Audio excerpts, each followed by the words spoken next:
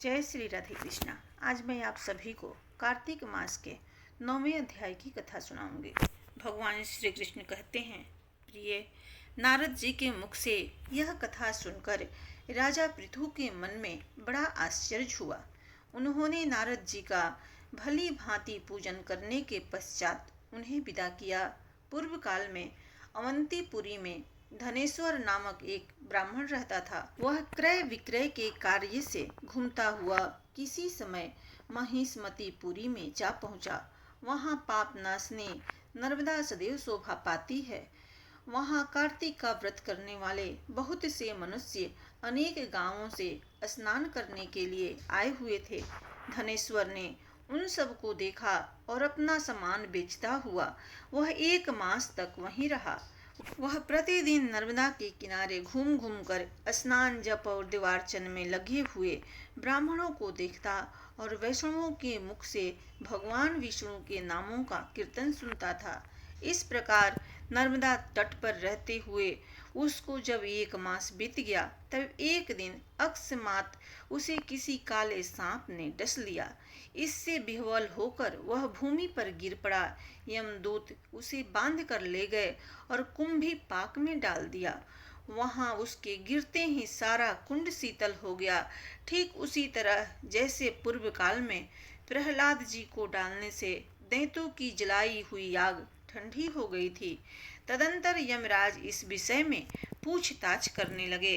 इतने में ही वहां नारद जी आए और इस प्रकार बोले, सूर्य नंदन, यह नरकों का उपभोग करने योग्य नहीं है। जो मनुष्य पुण्य कर्म करने वाले लोगों का दर्शन, स्पर्श और उनके साथ वार्तालाप करता है, वह उनके पुण्य का 6ठा अंश प्राप्त कर लेता है। यह धनेश्वर तो 1 मास तक श्रीहरि के कार्तिक व्रत का अनुष्ठान करने वाले असंख्य मनुष्यों के संपर्क में रहा है। अतः यह उन सब के पुण्य अंश का भागी हुआ है। इसको अनिच्छा से पुण्य प्राप्त हुआ है, इसलिए यह यक्ष की योनि में रहे और पाप भोग के रूप में सब नरकों का दर्शन मात्र करके ही यम यातना से मुक्त हो जाए। प्रिय, यो कहकर देवर्षि नारद चले गए। तब प्रेतराज ने धनेश्वर को नरकों के समीप ले जाकर उन सबको दिखलाते हुए कहा, धनेश्वर, महान भय देने वाले इन घोर नरकों की ओर दृष्टि डालो। इनमें पापी पुरुष सदा दूतों द्वारा पकाए जाते हैं। इन नरकों के पृथक पृथक 84 भेद हैं। तुम्हें कार्तिक व्रत करने वाले पुरुषों का संसर्ग प्राप्त हुआ था। उससे पुण्य की वृद्धि हो जाने के कारण ये सभी नरक तुम्हारे लिए निश्चय ही नष्ट हो गए हैं। इस प्रकार धनेश्वर को नरकों का दर्शन कराकर प्रेतराज उसे यक्ष लोक में ले गए। वहां जाकर वह यक्ष हुआ। वही कुबेर के अनुचर धन यक्ष के नाम से प्रसिद्ध हुआ। सुत जी कहते हैं, इस प्रकार अपनी अत्यंत प्रिय पत्नी सत्यभामा को यह कथा सुनाकर भगवान श्री कृष्ण संध्योपासना करने के लिए माता के घर में गए। ब्रह्मा जी कहते हैं, नारद, यदि कार्तिक व्रत करने के लिए अपने में सामर्थ्य न हो तो अन्य उपाय से भी इसका फल प्राप्त हो सकता है। ब्राह्मण को धन देकर कार्तिक व्रत के उत्तम फल को ग्रहण करें। शिष्य से, भृत्य वर्ग से, स्त्रियों से अथवा अपने किसी विश्वास पात्र मनुष्यों से भी व्रत का पालन करावें। ऐसा करने से भी मनुष्य फल का भागी होता है। नारद जी ने पूछा, पितामह, यह कार्तिक व्रत थोड़े परिश्रम द्वारा साध्य होने वाला और महान फल देने वाला है, तो भी मनुष्य इसे क्यों नहीं करते हैं? ब्रह्मा जी ने कहा, काम, क्रोध और लोभ के वशीभूत होने वाले मनुष्य व्रत आदि धर्म कृत्य नहीं कर पाते। जो इनसे मुक्त हैं वे ही धर्म कार्य करते हैं। इस पृथ्वी पर श्रद्धा और मेधा, ये 2 वस्तुएं ऐसी है जो काम, क्रोध आदि का विनाश करने वाली है। इनसे व्याप्त मनुष्य भगवान विष्णु का श्रवण, कीर्तन आदि करता है, पर जिसकी बुद्धि खोटी है वह यह सब नहीं करता। इसी से वह अंधकार पूर्ण नरक में गिरता है। पढ़ाने से, यज्ञ कराने से और एक पंक्ति में बैठकर भोजन करने से मनुष्य दूसरे के किए हुए पुण्य और पाप का चौथाई भाग प्राप्त कर लेता है। एक आसन पर बैठने, एक सवारी पर यात्रा करने तथा श्वास से शरीर का स्पर्श होने से मनुष्य निश्चय ही पुण्य और पाप के छठे अंश के फल का भागी होता है। दूसरे के स्पर्श से, भाषण से तथा उसकी प्रशंसा करने से भी मानव सदा उसके पुण्य और पाप के 10वें अंश को पाता है। दर्शन और श्रवण से अथवा मन के द्वारा उसका चिंतन करने से वह दूसरे के पुण्य और पाप का शतांश प्राप्त करता है। जो दूसरे की निंदा करता, चुगली खाता तथा उसे धिक्कार देता है, वह उसके किए हुए पातक को स्वयं लेकर बदले में उसे अपना पुण्य देता है। जो मनुष्य किसी पुण्य कर्म करने वाले पुरुष की सेवा करता है, वह यदि उसकी पत्नी, भृत्य और शिष्यों से भिन्न है तथा उसे उसकी सेवा के अनुरूप कुछ धन नहीं दिया जा रहा है, तो वह भी सेवा के अनुसार उस पुण्यात्मा के पुण्य फल का भागी होता है। जो एक पंक्ति में बैठे हुए पुरुष को रसोई परोसते समय छोड़कर आगे बढ़ जाता है, उसके पुण्य का छठा अंश वह छूटा हुआ व्यक्ति पा लेता है। स्नान और संध्या आदि करते समय जो दूसरे का स्पर्श अथवा दूसरे से भाषण करता है, वह अपने कर्म जनित पुण्य का छठा अंश उसे निश्चय ही दे डालता है। जो धर्म के उद्देश्य से दूसरे के पास जाकर धन की याचना करता है, उसके उस पुण्य कर्म जनित फल का भागी वह धन देने वाला भी होता है। जो दूसरे का धन चुराकर उसके द्वारा पुण्य कर्म करता है, वह कर्म करने वाला तो पापी होता है तथा जिसका धन चुराकर उस कर्म में लगाया गया है, वही उसके पुण्य फल को प्राप्त करता है।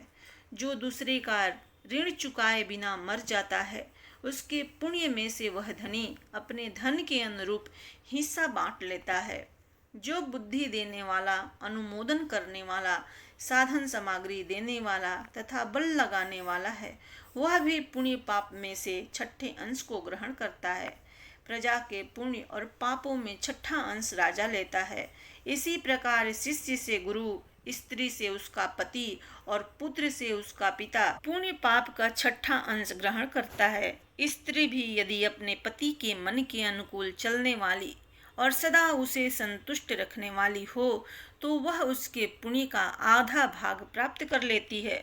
जो दूसरे के हाथ से दान आदि पुण्य कर्म करता है, उसके पुण्य का छठा अंश वह करता ही ले लेता है, परंतु यदि वह पुत्र अथवा भृत्य हो तो षष्ठांश का भागी नहीं होता।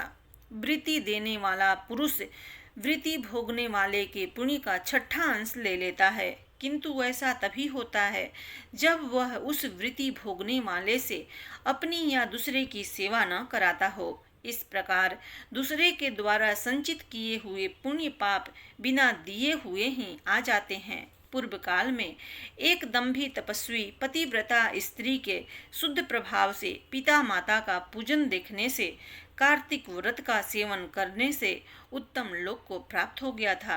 नारद जी ने कहा, भगवान, मैं मासोपवास की विधि और उसके फल का यथोचित वर्णन सुनना चाहता हूँ। ब्रह्मा जी ने कहा, नारद, जैसे देवताओं में भगवान विष्णु श्रेष्ठ हैं, उसी प्रकार संपूर्ण व्रतों में यह मासोपवास व्रत श्रेष्ठ है। अपने शरीर के बलाबल को समझकर मासोपवास व्रत करना चाहिए। आश्विन शुक्ल पक्ष की एकादशी को उपवास करके 30 दिनों के लिए इस व्रत को ग्रहण करना चाहिए और उतने दिनों तक भगवान के मंदिर में जाकर तीनों समय भक्ति पूर्वक नैवेद्य, धूप, दीप तथा नाना प्रकार के पुष्पों से मन, वाणी और क्रिया द्वारा भगवान गरुड़ ध्वज की पूजा करनी चाहिए। स्वधर्म परायण मनुष्य और अपनी इंद्रियों को वश में रखने वाली सौभाग्यवती अथवा विधवा स्त्री भगवान वासुदेव की पूजा करें। दूसरे का अन्न ग्रहण न करें, परंतु स्वयं दूसरे को अन्न दें। व्रतस्थ पुरुष शरीर में उबटन लगाना, मस्तक में तेल लगाना, पान खाना और चंदन आदि का लेप करना छोड़ दें। इसके सिवा अन्य निषिद्ध वस्तुओं का भी त्याग करें। व्रत का पालन करने वाला मनुष्य विपरीत कर्म में लगे रहने वाले किसी मनुष्य का न तो स्पर्श करे और न उससे वार्तालाप ही करे। गृहस्थ भी देव मंदिर में रहकर व्रत का आचरण करें। उपरोक्त विधि से मासोपवास व्रत को पूरा करके द्वादशी में परम पवित्र भगवान विष्णु का पूजन करें, दक्षिणा दें। मासोपवास के अंत में 13 ब्राह्मणों का वरण करके वैष्णव यज्ञ करावें। तत्पश्चात ब्राह्मणों को भोजन करावें और उन्हें तांबूल सहित 2-2 वस्त्र देकर पूजन पूर्वक विदा करें। ब्रह्मा जी कहते हैं, कार्तिक शुक्ल नवमी को द्वापर युग का प्रारंभ हुआ है, अतः वह तिथि दान और उपवास में क्रमशः पूर्व व्यापिनी तथा पर्याह व्यापिनी हो तो ग्राह्य है। इसी तिथि को मनुष्य शास्त्रोक्त विधि से तुलसी के विवाह का उत्सव करें तो उसे कन्या दान का फल प्राप्त होता है। पूर्व काल में कनक की पुत्री किशोरी ने एकादशी तिथि में संध्या के समय तुलसी की वैवाहिक विधि संपन्न की। इसी से वह किशोरी वैधव्य दोष से मुक्त हो गई। अब मैं उसकी विधि बतलाता हूँ। 1 तौला स्वर्ण की भगवान विष्णु की सुंदर प्रतिमा तैयार करावें अथवा अपनी शक्ति के अनुसार आधे या चौथाई तौले की ही प्रतिमा बनवा लें। फिर तुलसी और भगवान विष्णु की प्रतिमा में प्राण प्रतिष्ठा करके स्तुति आदि के द्वारा भगवान को उठावें। पुनः पुरुष सूक्त से मंत्रों द्वारा षोडशोपचार से पूजा करें। पहले देश काल का स्मरण करके गणेश पूजन करें, फिर पुण्याह वाचन कराकर नंदी श्राद्ध करें। तत्पश्चात वेद मंत्रों के उच्चारण और बाजे आदि की ध्वनि के साथ भगवान विष्णु की प्रतिमा की तुलसी के निकट लाकर रखें।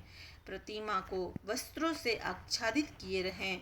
उस समय भगवान का इस प्रकार आवाहन करें, भगवान केशव आइए, देव मैं आपकी पूजा करूंगा, आपकी सेवा में तुलसी को समर्पित करूंगा, आप मेरे संपूर्ण मनोरथों को पूर्ण करें।